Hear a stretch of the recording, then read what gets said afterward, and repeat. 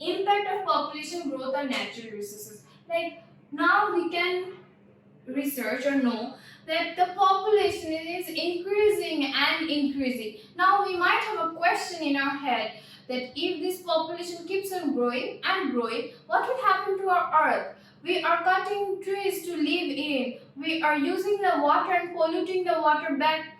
As what will happen to the earth? What is the impact that the earth is having? Now let us learn.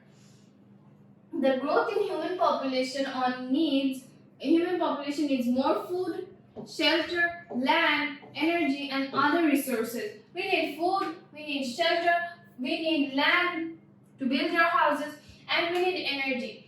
Why do we need energy? We need energy for electricity, we need energy for cars, a lot of things, right?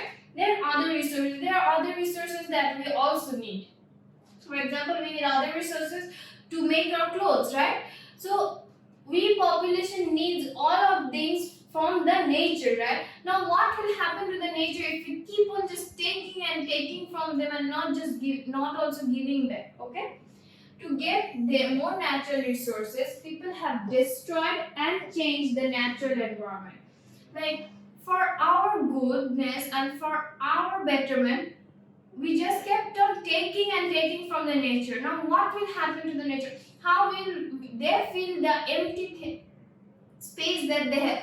How will they now how will the plants now survive if all the water are used up by us? How will the fishes survive in the water if the water is polluted? How will the rain cycle work if there is not enough plant for the evaporation of water? For example, people have cleared forests for land to cultivate crops or livestock for food and to build shelters and roads. Just like I said, we need land to live for our agriculture, food, for the livestock of our food, and for our homes, right? Now what we're doing, we're cutting down trees and causing deforestation. We're cutting down trees and causing drought, right? Now let us move to the next slide. Okay. Now what will happen to the loss of forest, loss of trees, the loss of forest? The loss of forest caused the destruction of the habits of plants and animals.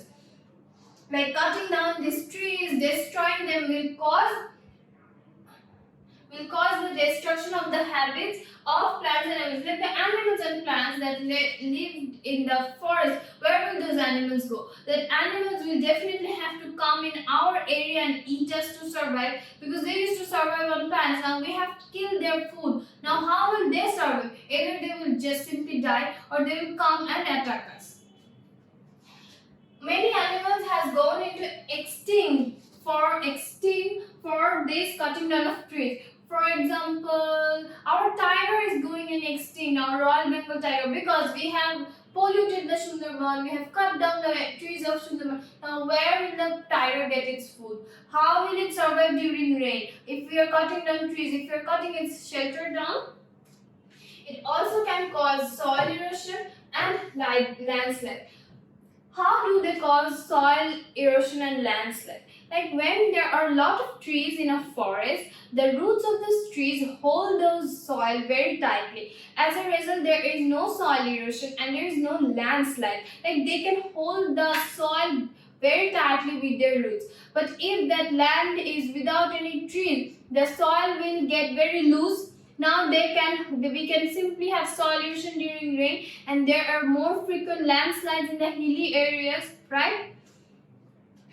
The environmental change can affect the changes in rainfall and temperature and cause different types of natural disasters such as flood, drought, and storm. Just like I have discussed in my previous chapter, weather and climate, that weather and climate is dependent on the nature. If the mother nature is hampered or being destroyed, it will definitely come back to us, because less trees will cause less rainfall, they will cause drought, and which will, okay, now if there is less rainfall and the temperature keeps on increasing, there will be a gap, there will be a pressure in the air which will cause thunderstorm, which will also cause heavy rainfall. There can be shower of rainfall which will also cause fly.